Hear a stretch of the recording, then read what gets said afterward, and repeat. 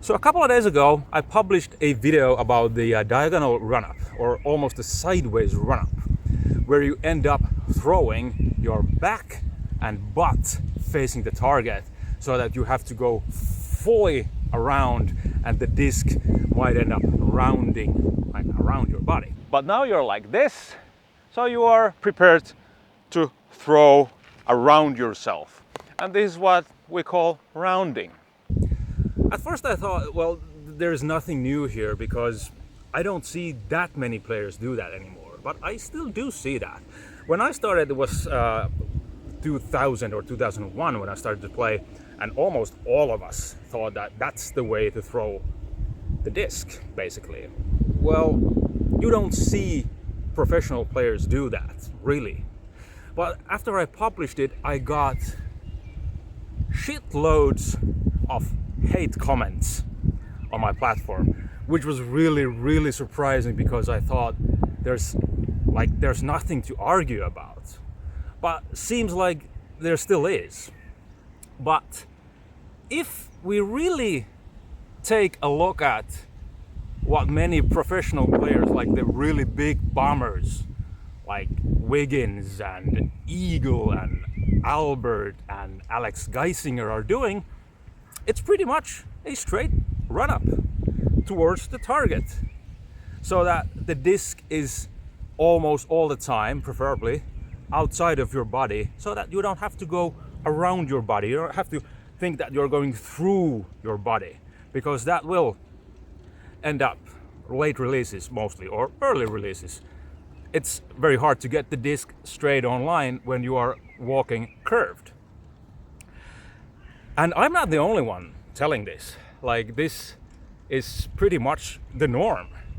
Let's look at what Seppo Paju is saying about this same subject. I like to have my feet set up quite straight towards the line I want to throw into. I don't like to have my left foot too far behind here, because then I'm lined up to the left of my goal. That means that my run-up is going to be quite straight towards my goal. So my run-up is going to be something like this. The pull has to be straight also.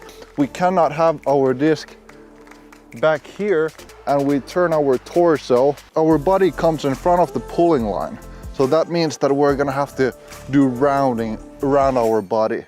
So basically Seppo is saying the exact same thing as I am saying. Roll. Our target is there. So basically we always take a straight run-up towards our target. When you are taking this kind of run-up, you can't use your shoulders anymore. Because if you do take a proper reach back, your disc will be here. Because if I'm not taking the straight release line, this is a proper reach back. But now you're like this, so you are prepared to throw around yourself. So we're both talking about aiming with the legs so that there's like a line between the back foot toes and the front foot heel. That is the aim line. And if we take a bigger stride like this, then the line is facing to the left because we're righties. So basically my information is the exact same as Seppo Paju is saying. But Seppo is not the only one. If we look at Albert Tom, he's a prime example of aiming with the feet.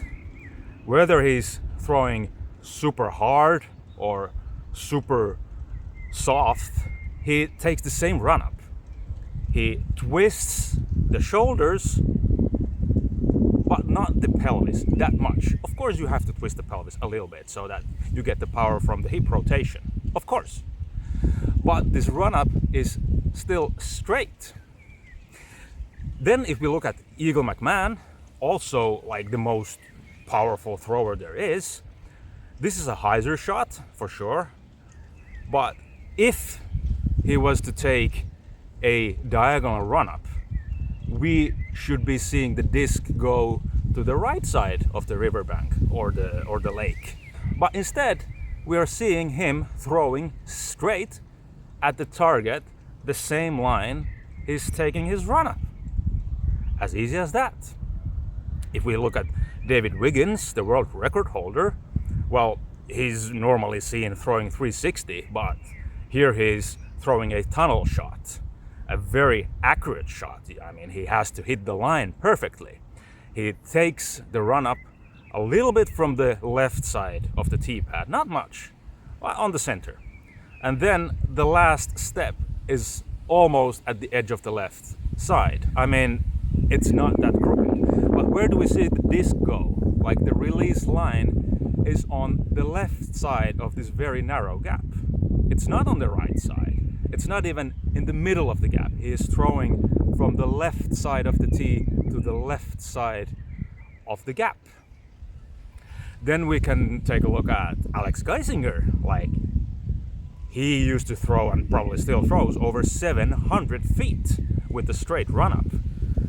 In this example, the run-up is almost dead straight, and the disc is almost all the time way outside the body. It's not rounding, basically, not at all. He's not throwing to the right side. He's throwing like straight as an arrow. Like, it's dead straight. No fuss about it. It's dead straight, and the run-up is dead straight. So for me, I'm very confused that people still argue that you have to take a diagonal run-up and basically do a little rounding action. I mean, you can do that. This is the exact thing that I'm saying in my video, that if you feel like that is the most powerful way to throw, then do it. But you have to have an educated decision. You're not going to just do stuff and then wonder why it sucks. You have to go from the basics and then create your own style. Like, then you know what you're doing and why you're doing it. And I'm not advocating for the diagonal run-up. I mean, I have to do it a little myself because my mobility just is very bad. I'm working on it, but I have a bad back. So I have to take the last step a little bit more to the side than I really wanted to, because that's the only way I get my shoulders to turn. Like, the mobility just sucks. But in order to do that successfully, I also need to do a lot more of the reach out, because if I reach straight back, and I then take a step, like big huge step to the left, means I'm going to round, like rounding will occur. So that's a lot harder to do. And it's also a lot harder for your back because of course you have to rotate. Now when you rotate from a diagonal run-up, you have to rotate more than only like parallel to the line. You have to rotate your shoulders more. And when you do this with lots of power and force and speed, it creates a lot of tension and strains to your lower back. And your lower back is a fragile thing. You have to take care of it, because I didn't take care of it. And that sucks. I'm pretty much in constant pain because of that. And even if I now know what I'm doing and I know how to throw efficiently without hurting my back, I did that for like 15 years. For 15 years I threw diagonally and then rammed the disc around my body. And even if I learned to do that, well, you can't do shitty things forever. You have to pay the price. And this is why I'm telling you this. Like, if you're just beginning your disc golf career, make the right choices before you end up wrecking your back and wrecking your body with the feeling that, yeah, I feel like I have to throw like this. Well, you might feel like it for maybe a year or 2 or 3 years, and you might feel like you have a strong back and everything, but nobody has a back that can take that kind of jerky movement forever. And this is why I'm telling you this information, even if I think and I first thought that everybody knows this. But I'm glad I did, because it seems like everybody didn't know this.